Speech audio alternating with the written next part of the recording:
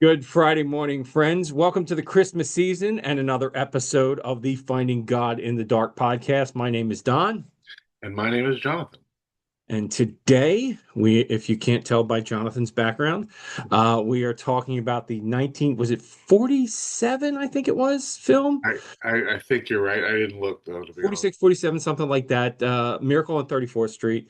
Um, I really enjoyed watching this movie again. I mean, I've seen it before. We've seen probably several different versions of it. There was one, it's just maybe what, 10 or 15 years ago they did a remake of it, but Probably more than that, but yeah, like 25. yeah, this film was delightful. It really is. I had someone this week ask me in my office here at Asbury, do I have a problem with Santa Claus at the church? And I said, no, absolutely not. Why? They said, we want to do a breakfast with Santa Claus here at the church.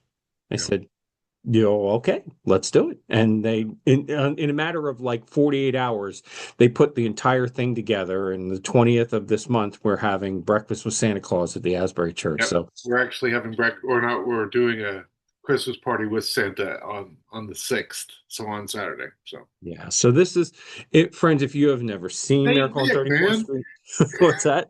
Saint Nick. Yeah. Like If you I actually preach about the actual Santa Claus. Right, St. Nicholas. But if you have never seen this film, first off, really, but secondly, it is it should be a staple every year at Christmas for most folks. Honestly, it's just a delightful film. Where do you want to start, John? Um, I didn't realize this till I watched it and took notes. That's part of me taking notes. It has been really interesting watching movies because I catch more than when Hmm. I watch them be just on my own. But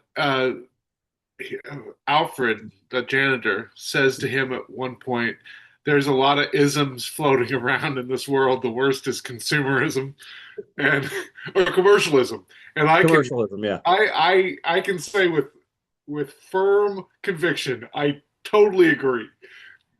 I agree to an extent, and I will explain that.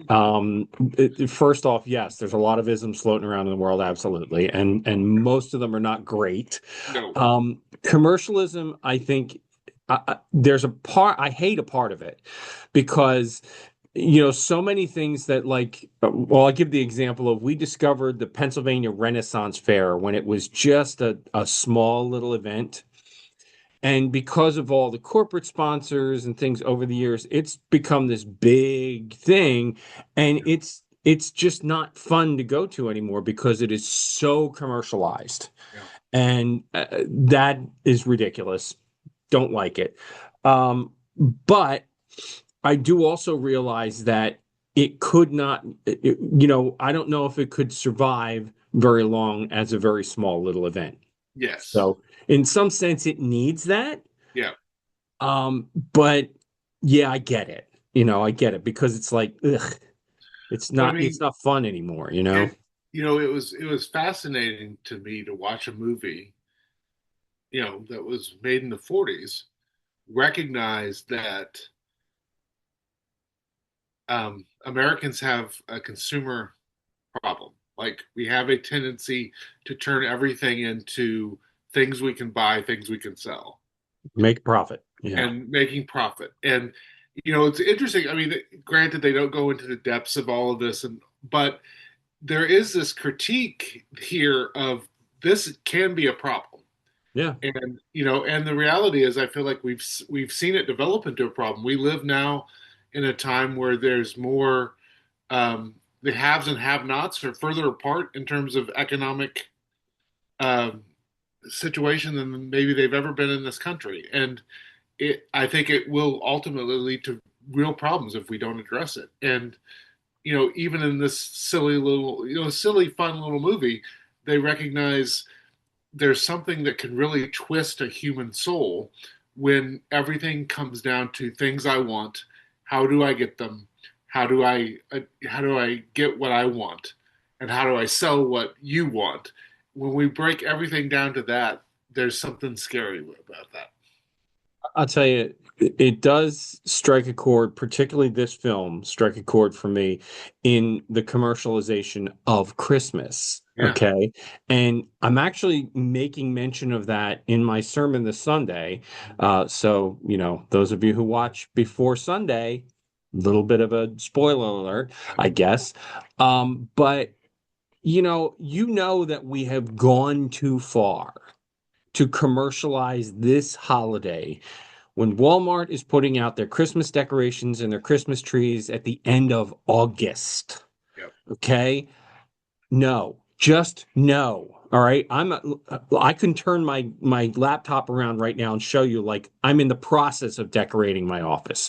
But I didn't start until Thanksgiving was over because no. Well, and I don't know, you probably have this situation too. I always get grumpies because I have us actually go through Advent. I have us sing Advent songs. I have us, Mhm. and I usually I've kind of bent over the years, and usually at the end, maybe the last hymn is a Christmas hymn, but I usually ask the person who's doing it to do just a couple verses of it.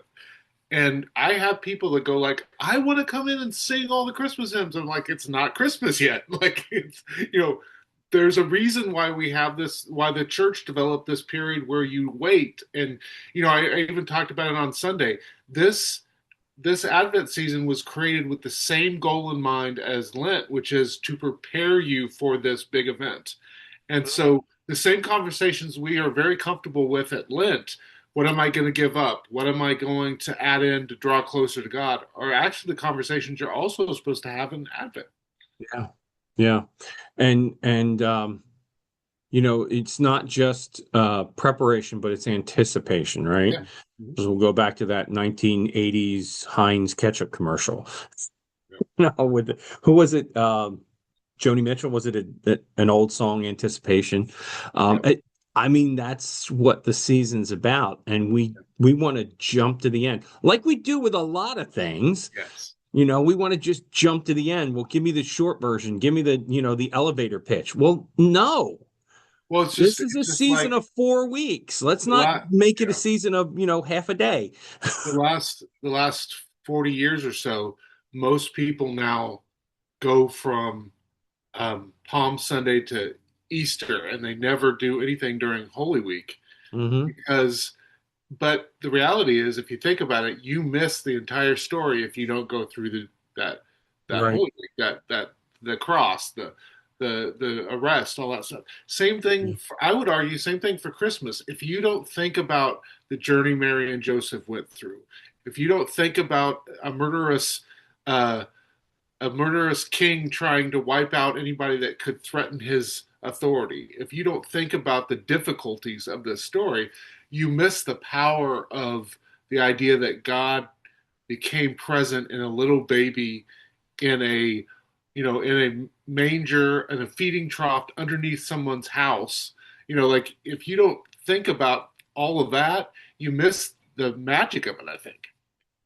And not just those, like the events leading up to, Yeah. but the prophecies from Isaiah. Yep. The And that's what it, desire, the desire to have God present again, the desire to be free from yeah, people who were oppressing them. Yeah. yeah. Yeah. So, folks, look, we love doing these films, but understand that we really we want to lift up the anticipation of the preparation of the season, not just, whoo, it's Christmas. Uh, Yeah. so, amen. And you're right. There's an interesting aspect to this. What else? There's I thought one of the quotes was really powerful, with Fred, the lawyer, the love interest, saying mhm, about Chris, he needs me and we all need him.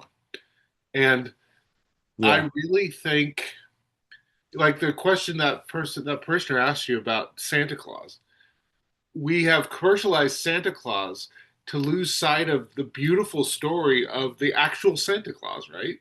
This guy who was wealthy and gave up all his wealth to become a priest, and then he saw um, children in need, and he would go at night and drop off food and drop off money to their families and put things outside their door, and that over time turned into the stocking thing and all that. But the reality was, it was this religious man trying to be faithful and to help people in need. That's a beautiful story, and that is Santa. That's what Saint Nick and whole idea is about. And so I would argue the church needs to reclaim Saint Nick and needs to preach about Saint Nicholas and the power of his story. And not like the whole, the Santa myth, Yeah, but the Santa reality, yeah, right? I to me, like, I literally last year in my we have a kind of family service, and I literally preached about Saint Nick. I talked about his story. I talked about how amazing he was and how cool he was and how much I love Santa because this is an amazing guy. And um, to me, I think the church we need him. We need that kind of example of I see a need and then I'm going to go help that person, and I don't need fanfare. I can drop the food off to them. I can drop the money off to them. I just want to go help them and let them know that they're loved. And to me, I that's don't we need need the that. recognition. No, I don't need the accolades. yeah, I don't, that's really interesting that I think it's Edward Gwynn is the Santa Claus in this film. yeah, And how he portrays that is very much in that vein yeah. where he doesn't want the recognition. He doesn't need, it's just he does it because that's who he is. Well, even the thing at the end, I love the fact that she gets the house she wanted, but what he does to get her the house is lead the family to the house and encourage them to see themselves as a family. That's how she gets her gift, right? He doesn't Yeah. give her a deed in her stocking.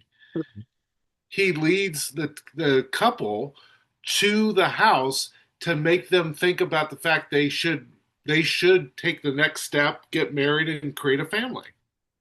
You know, Yeah. Lovely stuff. There's some great stuff here with I want to go back to the themes that you put. The theme of childlike wonder.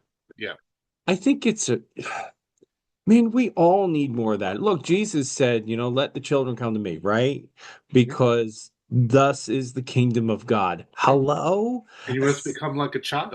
Yeah. Yeah, Look, I get again, I can turn my laptop around here and show you like I sometimes I get ragged a little bit because most of the Christmas decorations that I put up are like old those Rankin Bass cartoons and cartoon characters and pop culture references and really stuff that appeals to kids, yeah, but it was my childhood. yeah, And to me, I hold on to that stuff because it is representative of what I felt. Look, Rudolph the Red-Nosed Reindeer, the Rankin Bass one, came out in 1964. I was born in 1964. Okay. I identify with that. Where's my bobblehead of Yukon Cornelius? It's just, you know, yeah. to me, I think there's something rewarding about that, understanding that you don't necessarily put that stuff away. I mean, it's reminiscent of who you are when you were a child, when you naturally had this childlike wonder, Yeah. and why not still have it at times? Well, I think um, why would anybody want to be a Christian if Christians are always miserable? Oh. You know, you know. Look, maybe I've told this story. I don't know if I've told this story on the podcast before, but there was a time when I was in my home church and we partnered with a pediatric nursing home to bring all the kids gifts one year. and they dressed me up as Santa. Now, I was very new as a Christian at the time, so I had that whole, "Well, Santa's not about Christmas," blah, blah, blah, you know. But they dressed me up as Santa. Okay, I'll go do it, right? We're standing in the hallway at this nursing home waiting to see where the aide was going to take us next. Yeah. And these two boys had been out of the building on a an adventure with a worker. They came back in and they see me dressed as Santa Claus standing in the hallway with the other with kids from my youth group and a cart full of gifts, right? And they top of their voice, came running down the hall, threw their arms around my legs. Yeah. And I mean, literally, my heart just melted, right? Yeah. And I thought, if there's not something of God in that kind of joy, then I don't want to know that God. Yeah. To me, that's a vital part, not just of this holiday, but of our Christian faith. That's one of the, Paul talks about it. That's one of the fruits of the Spirit. I mean, you know, we're supposed to have a deep sense of joy and a deep sense of wonder in life. And we're supposed to share that. And I really believe that that kind of personality trait draws people to you. And then that opens up an opportunity for you to talk about how your faith has given you that gift. Yeah. Yeah. That's a I think really fun part of this film. Yes. Um, what else? I mean, obviously the giving, Yeah. that's a thing. Um, Christmas, we That's get that. something. I Whatever. hope we get that at Christmas anyway. Well, I Um, also I really like the idea of um and I get granted you can go too far with this. I understand this. But I like the idea that Chris Kringle was Santa Claus because he chose to be Santa Claus. mhm. You know, that the Fred says something to that effect while he's arguing. Like, you know, he claims to be this person. He lives this life. Can you prove to me he's not?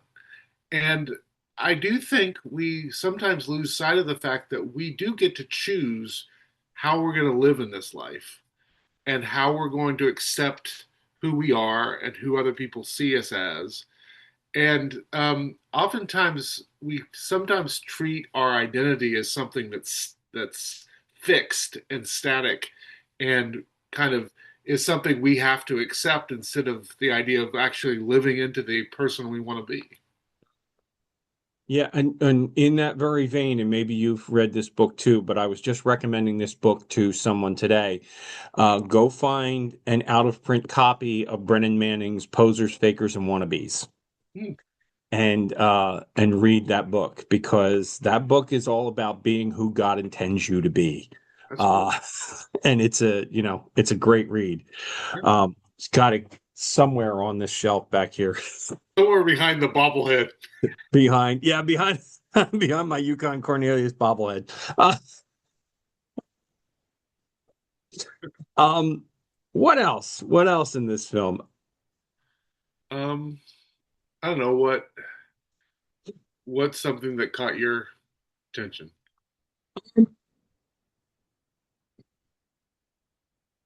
I don't know. I think there was. I'm pulling one of the quotes that you put up here. Christmas is a frame of mind. Yeah, Um, which I think implies something that we preach a lot of times is that, Christmas is not just a season, yeah, but that it is sort of a way of life and not the whole holly jolly decorations, but more of the love, the yeah, giving, the selflessness. It ought to be a year-round thing instead of just a seasonal thing. yeah. And as this, we're challenged by that because, we live in this world Mhm. and oftentimes we end up being of this world. And Yeah. yeah. I mean, I do think you see. I feel like you probably have the same experience with your congregation. There seems to be kind of this excitement about kind of living into this new way of being and following Jesus right around Christmas and right around Easter, and then it kind of fades away. And I think that's sad for all of us because there's this idea that if we really believe what the creeds and the scriptures talk about this God of the universe, this God above everything, decided to become a little baby and to be born among really poor folk and to care about people that most people didn't think twice about. You know, that idea is beautiful and earth shattering if you really let it kind of seep in and change you. Because if that's your God, if your God is this being that would give everything up to be with you and to care for you and to help you have a better life, then you're supposed to act that way too. So, what does that mean for you? What does it mean for you to sacrifice for others? What does it mean for you to come alongside other people that most people don't think about and to love and to care for them? Like, that's a beautiful idea. Every time I think about it, it gives me goosebumps and I want to go preach somewhere. Like, you know, And the thing is not just seasonally, right? I mean, yeah, I I wonder if and I'm blue skying here a little bit, but I wonder if we couldn't change that mindset by changing our just some wording in our liturgical calendar. yeah, Because all that time that we're using the green paraments in yeah. the summer, what do we call it? Ordinary. Ordinary time. Yeah, Yes. yeah, Ordinary time. Come on. We got okay, I know there's some call it kingdom tide, but yeah, uh, yeah. you know, but most often it's called ordinary time. Well, wait a minute. There's nothing ordinary about Christian faith. I have to wonder if we could find our way back to the earliest traditions of having feast days and having like these huge celebrations for these things, not just come Hmm. to worship and celebrate that way, but like let's have a party on the lawn, like let's blow this out and invite the neighbors because this is something we want to celebrate. And it would be hard to get back to that because we don't come to somebody's house and have a meal anymore. But that idea of having parties to kind of invite people in because this stuff's so earth changing, this stuff is so exciting, this stuff is so meaningful that we want to share it. I think that idea is something that we need to hold on to past January. Couldn't agree more. Yeah. And the question, I guess, becomes who is that incumbent upon to make that change? Yeah. Is that the laity? Is that the clergy? Is that denominations? I guess we have to ask ourselves that question, right? Yeah. I mean, what if we found a way to not have like a sale in July and Christmas in July? Because I've seen people use that for like a sale and stuff. But what if we actually like, no, let's celebrate this again in July? You know, let's have a whole month yeah. of, like get-togethers, happiness, joy, giving. Because I don't know about you, but like one of my saddest times of the year is taking all the lights down off my house and out all the decorations down. Like I honestly go through um, through Christmas. I won't take it down till after Epiphany. Like I wait till after Epiphany. But Hmm. it's one of the saddest. I will put it off because it's one of the saddest times of the year for me because it's like all these beautiful lights I'm taking down. All the and I think it's incumbent on us to figure out ways to keep some of those lights around, whether they're physical lights or whether they're just stuff that we remind ourselves in our lives. The light shouldn't go out, I guess is Well, I'm aware of people who never take their Christmas tree down, yeah, but that's inside. yeah, That's a different. yeah, You know, and I don't know. I think for me, I'm in the same mindset. I want to leave them up until after Epiphany. yeah. Oftentimes because my spouse puts them up. She put them up this year, the Saturday after Halloween. The outside, both the outside and the inside. Um, And so by, December 31st, she is done with it. You can Yeah. no epiphany yet, That's the funny thing is the Sunday after Christmas Eve, is always for the I would say probably all churches. It's the lowest attendance you'll have all year. It absolutely is. Yep. And so I started at the pretty much very beginning of my ministry. A we do a brunch and carols where people come. I encourage people to come in their PJs if they want, and we literally eat breakfast together. And most of the time, I read some scripture, but most of the time, it's literally us just singing carols. And what's fascinating to me is people complain all Advent that they haven't got to sing these things, right? You know, and then without a doubt, toward the end of this hour, people go like, the old rugged cross. And I'm like, wait, what? Like, what? Wait. You I'm wanted like, to sing Silent Night. We haven't sung that I'm yet. like, I thought you wanted to sing a Christmas hymns. like, why aren't we singing Christmas hymns? And yeah, it's like the kind of thing. Like, I'm done, and I'm like, I don't know why you want to be done. This is the best story ever. Like, why wouldn't you want to keep telling it? You know? Because, well, and we'll circle back a little bit here because we have over commercialized it and we started celebrating it in August. Yes. You know, Yeah. that's why. That's why We'll we get get burned to the out. day after Christmas and everybody's going, all right, just put it all away. Yep. You know, so that's that's that's where we've gone wrong. Well, have we gone? It's not the church that's gone wrong here. Because let's be It's honest, the church yeah, doesn't, neither of my two churches decorated until after Thanksgiving.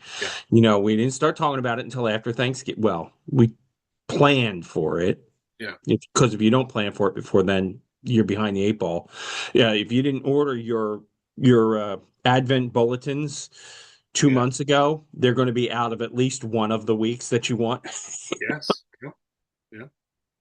Um, so yeah, we planned it, but we didn't start really celebrating it until after Thanksgiving, you know? Yeah. Yeah. And yeah, I mean, I'm getting a little off track here, but there's like we do the ministerium in the Woodstown area does a Thanksgiving Eve service, community service. Yeah. And that's surprisingly well attended. That's great. We hosted it here at Asbury this year, and we had over 100 people. Wow. And it was really nice service. And in my mind, like this is a beautiful way to step into Advent, Yeah. right? Is you have this service of thanks, this service of gratitude, Yeah. and then you step into it. Now it's a time to anticipate why we're thankful. You know, it Yeah. was pretty cool. Yeah. Uh, what else? What else we want to I lift up here? I loved the idea of corporations wanting to be the most benevolent. Like that was I would love to see Amazon and Netflix try to get into a let's have people feel like we're more generous than you are. That would be awesome. Yeah, that's an interesting like dynamic, that the whole thing between Macy's and Kimball's, and Yeah. who's Yeah. and I mean the funniest part of it is like they're being most benevolent by sending people to the other store. Yeah. Yes. I mean that's what, again, we're going back, wow, 60 plus years, Yeah. right? But it's, I think, part of what makes this film so charming, Yeah. right? Yeah. Uh And then anyway, one good. the last quote I really liked is you got to believe in people. Yeah. I Yeah. I thought that was I know that's hard. And I'm sure Don and I could list several people in our lives that have burned us, but the Sure. reality is that there's some deep truth in that. You have to reach out and you have to risk. Going back to what we talked about a couple weeks ago, I love that proverb where it says you must live with your hand open, not closed. Yeah.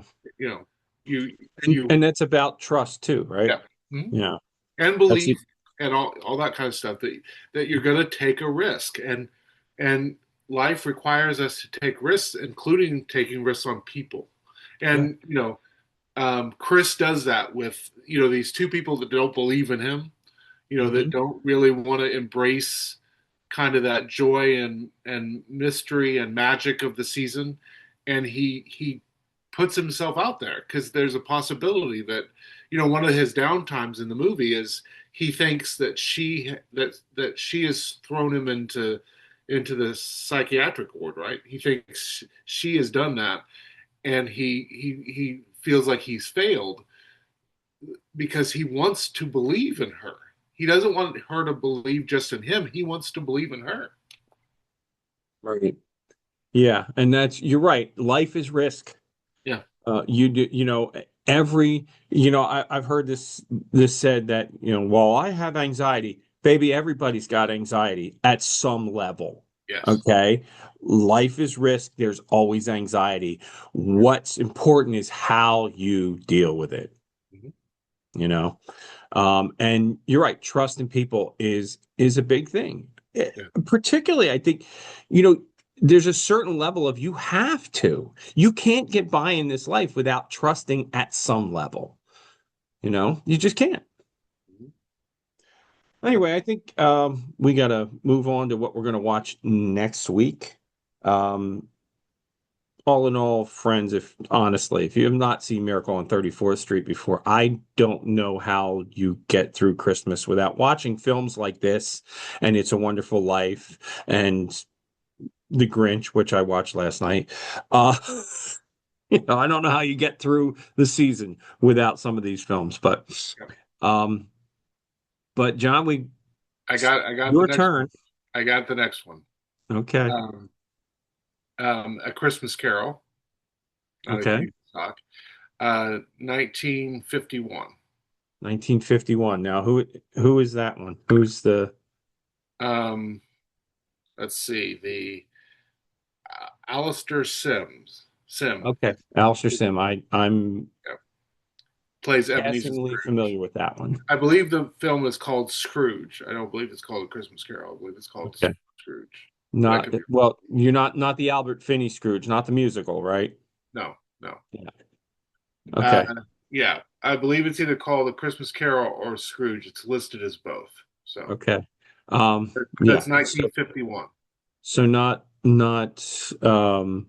a Muppet Christmas Carol, No, not you set the parameters. You wanted old Christmas movies, so this is I an did. old Christmas I movie. did. I did. You are right. I'm Not just that following your rules, Don. I'm just following your rules. not that those two are so diametrically opposed as to be different films, but Yeah. all right. So it's the 1951 version of Christmas Carol. Yeah. I'm assuming it's probably in black and white, like Yes. a Yeah. lot of these have been. Look, you set Um, the rules, man. no, Just we're follow. 100% what I wanted to do. So we're right there. Um, and then I have one lined up for next week, which I already mentioned, I think last week. So, and that the one I have in mind is on Amazon Prime. So, do you know where this one is? I'll Is it on a streaming service? try to figure out real fast. Okay. Talk amongst yourselves. Well, that would um, be me talking to myself. yeah. Let's see. It looks like it's on Amazon Prime. It looks like it's on Tubi and Google Play. So Okay. So you'll find it on a couple of different streaming services. That's what we're going to watch for next week, and we will discuss next Friday. Until then, friends, keep on preparing for Christmas. absolutely. Keep Prepare on. for the coming of the King. Amen. And we will see you all next Friday. Take care and God bless. Bye. Bye. Oh, hey, you made it all the way to the end of the video. Well, thanks for watching. We appreciate your support. And friends, if you find anything that's really wonderful or entertaining or helpful in your Christian walk, we want to encourage you to hit the like button, hit the subscribe button, share this video with your friends. We publish every Friday morning at 10 a.m. And we hope that you continue to find these videos and these discussions entertaining and informative. Take care and God bless. Bye.